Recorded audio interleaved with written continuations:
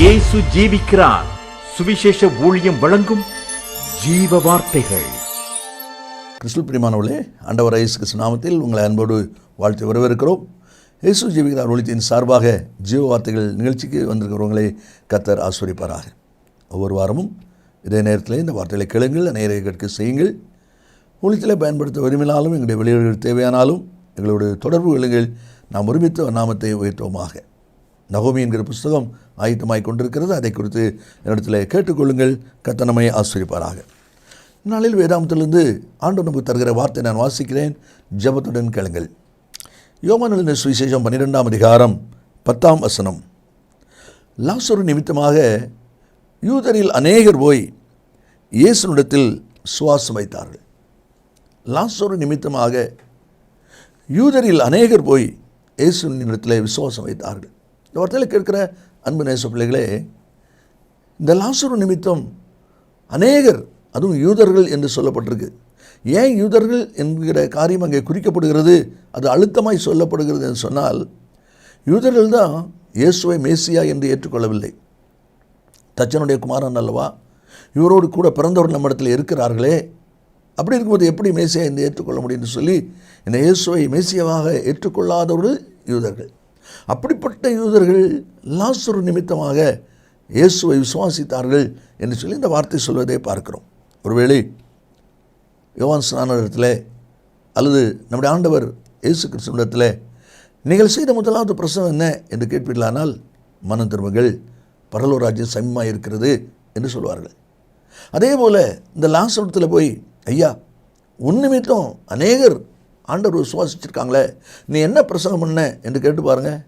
அவன் பிரசங்கமே பண்ணலை. லாசரு பிரசங்கம் நம்ம பைபிளில் இல்லை, ஏன்னா அவன் பண்ணவே இல்லை. அப்படி இருக்கும்போது எப்படி இந்த லாசரு நிமித்தம் அநேகர் இயேசுவை விசுவாசித்தார்கள், அது குறிப்பாக யூதர்கள் விசுவாசித்தார்கள்? 2-3 காரியங்களை வேகமாய் நாம் வாசித்து ஜெபிக்க போகிறோம். 12ஆவது அதிகாரத்தில் 2வது வசனத்தை நாம் வாசிக்கும்போது அங்கே தேவனுடைய வார்த்தை விதமாய் சொல்லப்பட்டிருக்கிறதை பார்க்கிறோம். இயேசுவுக்கு ராவிருந்து பண்ணினார்கள். மார்த்தாள் பணிவிடை செய்தால், லாசருவும் அவருடனே கூட பந்தி இருந்தவர்களில் ஒருவனாயிருந்தான். ஆண்டவருக்கு விருந்து கொடுக்குறாங்க. அந்த பந்தியில் லாசரு ஒரு ஆளாக இருக்கிறான். யார் இவன்? மரித்து அடக்கம் பண்ணப்பட்டவன். இப்போது லாசரு நிமித்தம் என்று சொல்லும் பொழுது அவன் ஒரு நடமாடும் நிருபம். லாசரை பார்க்கிறவர்கள் இயேசுவை பேசுவார்கள்.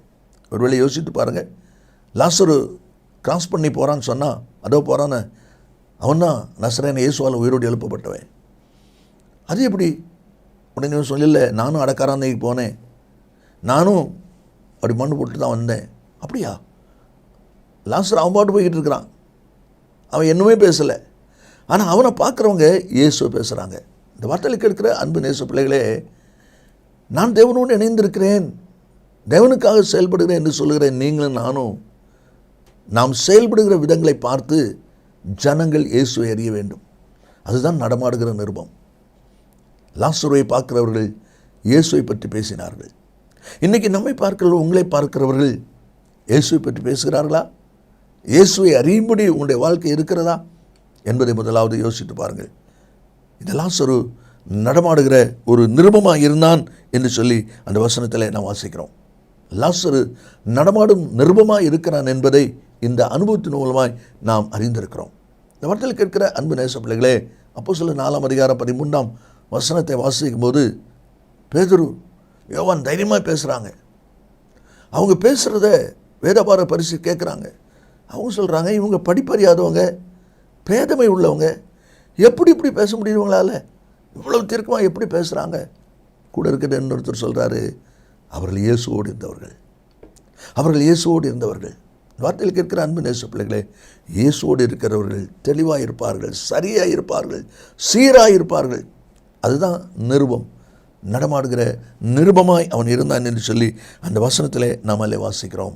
யோசித்து பாருங்கள், இன்றைக்கி நீங்களும் நானும் எவ்விதமாக இருக்கிறோம். எஸ்தர் 3ஆம் அதிகாரம் 8ஆம் வசனத்தில் அகஸ்வேரு ராஜா இடத்துல அவன் வந்து பிராது சொல்கிறான். ஒருவித ஜனங்கள் வந்து நம்ம தேசத்தில் பரம்பி இருக்கிறாங்க. அவங்களுடைய சகல பழக்க வழக்கங்கள் நம்ம நாட்டில் இருக்கிற மக்களோட விகற்பமாக இருக்குது, வித்தியாசமாக இருக்குது. தேவனுடைய பிள்ளையுடைய பழக்க வழக்கங்கள் உலகத்து ஜனங்களோட வித்தியாசமாக இருக்கணும். அதுதான் நடமாடுகிற நிருபம். அதைத்தான் நம்ம இதில் வாசிக்கிறோம்.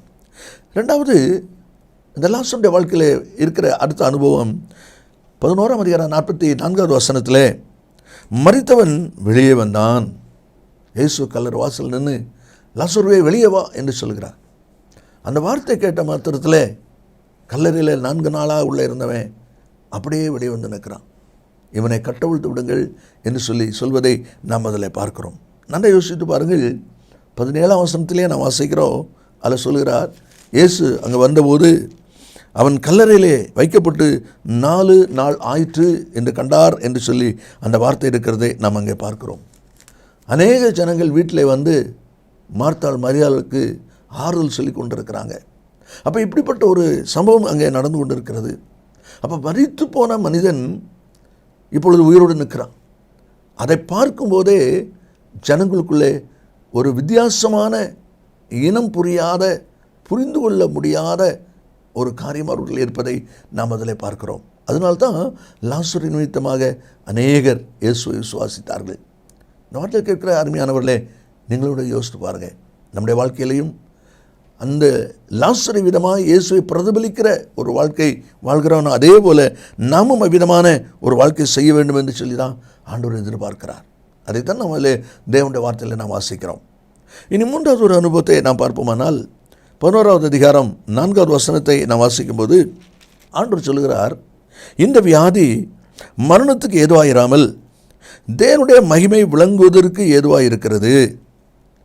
தேவனுடைய குமாரனும் அதனால் மகிமைப்படுவார் என்று சொல்லி அந்த வார்த்தை இருப்பதை பார்க்கிறோம். நல்ல கவனிங்கள். இந்த வியாதியும் மரணத்துக்கு ஏதுவாக இராமல், அப்படியானால் லாசரு மரித்து போக மாட்டான் என்பது நிச்சயம். அந்த வார்த்தையில் உள்ளே மறைந்திருக்கிற ஒரு உண்மை. சீஷர்களை தன்னிடத்தில் மீண்டும் வாருங்கள் நம்ம பெத்தானியாவுக்கு போவோம், லாசர் நித்திரையாக இருக்கிறான், அவனை எழுப்ப போவோம் என்று சொல்லி கூப்பிடும்போது அவரோடு மறிக்கும்படி நாமும் போவோம்னு சொல்லி தோமா சொல்லி கொண்டு போகிறான். அப்போ ஆண்டவர் என்ன ஒரு வார்த்தை சொல்கிறார் பாருங்கள்.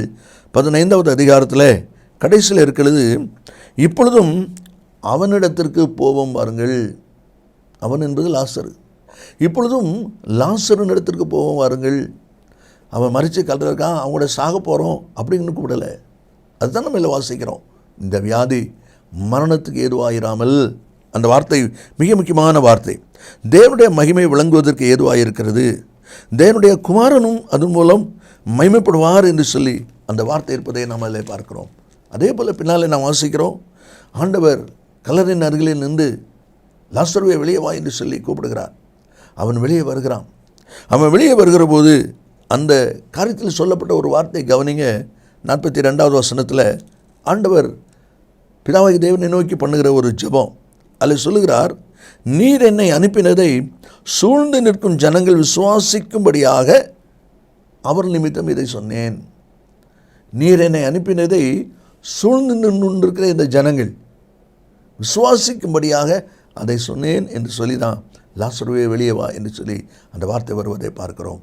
அதை தான் பின்னாலே நீங்கள் வாசிக்கும்போது அநேக ஜனங்கள் விசுவாசித்தார்கள். 45ஆம் வசனத்தில் நாம் வாசிக்கிறோம், யூதரில் அநேகர் அவரிடத்தில் விசுவாசம் உள்ளவர்களானார்கள். அப்படியானால் அநேகர் விசுவாசிப்பதற்கு ஏதுவாக இந்த வியாதியின் கூறியிருக்கிறத ஒழிய அது மரணத்துக்கு ஏதுவானது அல்ல. அதே தான் இந்த வார்த்தையிலே அவர் சொல்வதை நாம் அதை பார்க்கிறோம். இந்த வார்த்தையில் கேட்கிற அன்பு நேச பிள்ளைகளே, லாசரு நிமித்தமாய் அநேகர் இயேசுவிடத்திலே விசுவாசம் வைத்தார்கள் என்று சொல்லி சொன்னால் இது 3வது அனுபவம். கடைசி ஒரு அனுபவத்தை வாசித்து நாம் முடிப்போம். 5வது வசனத்திலே நாம் வாசிக்கிறோம், இயேசு மார்த்தாளிடத்திலும் அவருடைய சகோதரனிடத்திலும் லாசரிடத்திலும் அன்பாயிருந்தார். அன்பாயிருந்தார். அந்த குடும்பம் பெத்தானியாவில் இருக்குது. பெத்தானியாவில் இருக்கிற அந்த குடும்பத்தோடு கூட இயேசு அன்பாயிருந்தார் என்று சொல்லி நாம் அதில் வாசிக்கிறோம். அருமையான கர்த்தருடைய பிள்ளைகளே, ஆண்டவர் நேசிக்கிற ஒரு குடும்பமாய் அது இருந்தது.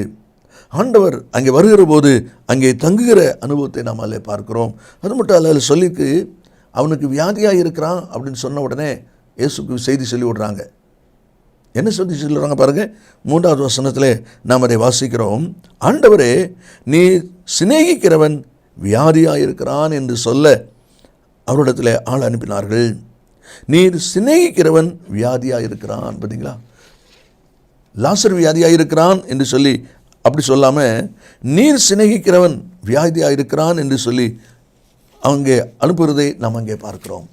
அதே போல் பின்னால் நீங்கள் வாசித்து பார்ப்பீங்கன்னா 36வது வசனத்தில் ஆண்டவர் அவனை எங்கே வைத்தீர்கள் என்று சொல்லி கேட்கிறார். அங்கே வைத்து அடுத்தவர் காமிக்கிறாங்க. 35வது வசனம் சொல்லுது, இயேசு கண்ணீர் விட்டார் என்று சொல்லி இந்த வசனம் இருக்குது. அதை கவனித்த உடனே அந்த ஜனங்கள் சொல்கிறாங்க, அப்பொழுது யூதர்கள் இதோ இவர் அவனை எவ்வளவாய் சிநேகித்தார் என்றார்கள். எவ்வளவாய் சிநேகித்தார் என்றார்கள். அருமையான கர்த்தருடைய பிள்ளைகளே, அப்படியானால் லாசருடைய குடும்பத்தை இயேசு சிநேகிக்கிறார், இயேசு அன்பாக இருக்கிறார் என்பது அவங்களுக்கு மட்டுமல்ல, அந்த பகுதியில் இருக்கிற மக்களே அறிந்திருக்கிறாங்க. ஆண்டவரால் நேசிக்கப்படுகிற ஒரு குடும்பம், கர்த்தரோடு இணைந்திருக்கிற ஒரு குடும்பம், தேவனுடைய அன்புக்கு பாத்திரமான ஒரு குடும்பம் என்பதை அவங்க அறிஞ்சிருக்கிறாங்க, அந்த ஜனங்களை அறிஞ்சிருக்கிறாங்க. அதனால தான் அவங்க சொல்கிறாங்க, இவர் அவனை எவ்வளவாய் சிநேகித்தார் பாருங்கள் என்று சொல்லி அந்த வார்த்தை சொல்லப்படுகிறதை நாம் அங்கே பார்க்கிறோம். சீஷர்களை ஆண்டவர் பெத்தானிக்கு போவாங்க என்று சொல்லி கூப்பிடும்போது அப்பவும் ஆண்டவர் சொல்கிறத நம்ம அதில் பார்க்குறோம். என்ன சொல்லி கூப்பிட்றாரு பாருங்கள். 11வது வசனத்திலே, நம்முடைய சிநேகிதனாகிய லாசரு நித்திரை அடைந்திருக்கிறான், நான் அவனை எழுப்ப போகிறேன். நம்முடைய சிநேகிதனாகிய லாசரு நித்திரை அடைந்திருக்கிறான், நான் அவனை எழுப்ப போகிறேன். இந்த வார்த்தையில் கேட்கிற அன்பு நேச பிள்ளைகளே, லாசரு நிமித்தம் யூதரில் அநேகர் போய் ஆண்டவர் பேரில் விசுவாசம் வைத்தார்கள் என்று சொல்லி அந்த வார்த்தை இருப்பதை நாம் அதில் பார்க்கிறோம். 4 அனுபவங்களில் இருக்கிறது. நல்லா யோசித்து பாருங்கள். அவன் பிரசங்கம் பண்ணவில்லை, ஆனால் நடமாடுகிற நிருபமாக இருந்தான். அவனை பார்க்கிறவர்கள் இயேசுவை பற்றி பேசுகிறார்கள், அவருடைய காரியங்களை நினைவுகூறுகிறார்கள். இன்றைக்கி நீங்களும் நானும் ஒரு நடமாடும் நிருபமாக இருக்க வேண்டும் என்று சொல்லி ஆண்டவர் எதிர்பார்க்கிறார். அப்படிப்பட்ட ஒரு சாட்சி உள்ள, ஒரு கனி உள்ள ஒரு வாழ்க்கை நாம் செய்வதை ஆண்டவர் எதிர்பார்க்கிறார். அதைத்தான் நம்ம இதில் வாசிக்கிறோம். அது முதலாவது ஒரு அனுபவமாக இருக்கிறது. 2வது அனுபவமாக நாம் வாசிக்கிறோம், அந்த ஜனங்கள் எல்லாரும் அறிந்திருக்கிறபடி அவன் மரித்து அடக்கம் பண்ணப்பட்டான். 4 நாள் ஆகிவிட்டது. இப்பொழுது ஆண்டவர் இயேசு லாசருவே வெளியே வா என்று சொன்ன உடனே அவன் வெளியே வந்து நிற்கிறதை எல்லாரும் பார்க்குறாங்க, ஆச்சரியப்படுறாங்க. இது எப்படி? யோபின் புத்தகத்தில் வாசிக்கிறோம், ஆராய்ந்து முடியாத பெரிய காரியங்களையும் எண்ணி முடியாத அதிசயங்களையும் அவர் செய்கிறவர். எப்படி இது நடக்குது என்று நாம் கேட்பதற்காக அல்ல, தேவனுடைய செயல் மகத்துவமானது. நம்முடைய மூளை அறிவுக்கு அது எட்டாத ஒரு காரியம் என்பதை நாம் மறந்து போகக்கூடாது. அப்போ எப்படி இந்த செயல் நடக்குது? தேவன் தம்முடைய நாமம் மகிமைப்படும்படி இந்த வியாதியின் மூலமாய் தேவனுடைய நாமம் மகிமைப்படும் என்று சொல்லி சொன்னாரே, அந்த வார்த்தை நிறைவேறுதலுக்காக, அந்த வார்த்தை நிறைவேறப்படும்படியாக இந்த காரியங்கள் நடக்கிறதை நாம் அதில் பார்க்கிறோம். அதே மட்டுமல்ல, இந்த வியாதி நிமித்தம் தேவனுடைய நாம மகிமை என்பதை 4வது வசனத்தில் நான் வாசிக்கிறோம். ஜனங்கள் எல்லாரும் அறிகிறாங்க, அதை விசுவாசித்த அநேகர் ஆண்டவர் பக்கம் வருகிறாங்க. கடைசியாக நம்ம பார்க்குறோம், அந்த குடும்பத்தோடு இயேசு அன்பாக இருந்தார், இயேசு அவனை சிநேகித்தார். ஜனங்களும் அதை அறிஞ்சாங்க, இவர் எவ்வளவாய் அவனை சிநேகித்தார் என்று சாட்சி கொடுப்பதை நாம் அங்கே பார்க்கிறோம். இந்த வார்த்தையில் கேட்கிற அன்பு நேச பிள்ளைகளே, லாசரு நிமித்தமாய் யூதரில் அநேகர் போய் இயேசுவிடத்தில் விசுவாசம் வைத்தார்கள். இன்றைக்கு நம் நிமித்தமாய், உங்கள் நிமித்தமாய் தேவனை அறியாத ஜனங்கள் தேவனை அறியும்படியான ஒரு வாழ்க்கை நாம் வாழ்ந்து கொண்டிருக்கிறோமா? அதற்கென்று பிரயாசப்படுவோம். கர்த்தர் நமக்கு உதவி செய்வார். இயேசு சீக்கிரம் வரப்போகிறா. நான் ஜெபிப்போம். நல்ல பிதாவே, நன்றியோடு துதிக்கிறோம். நம்முடைய வார்த்தை ஆமென்றும் ஆமெனும் இருப்பதற்காக ஸ்தோத்திரம். இந்த வார்த்தை கேட்டிருக்கிற ஒவ்வொரு பிள்ளைகளும் ஒரு சாட்சியுள்ள நிருபமாய் வாழ கர்த்தர் உதவி செய்வீராக. கர்த்தர் இயேசுவின் நாமத்தில் பிதாவே, ஆமென் ஆமென். கர்த்தர் உங்களை ஆசீர்வதிப்பாராக. ஆமென். மேலும் விவரங்களுக்கும் உங்கள் ஜெப தேவைகளுக்கும் நீங்கள் எங்களோடு தொடர்பு கொள்ள வேண்டிய முகவரி, ஜீசஸ் லிவ்ஸ் காஸ்பல் மினிஸ்ட்ரீஸ், சகோதரர் John M Jeyaraj, 123A Thonavur road, Mavadi, Nellai மாவட்டம், தென்னிந்தியா 627107. செல்போன் 9443113292.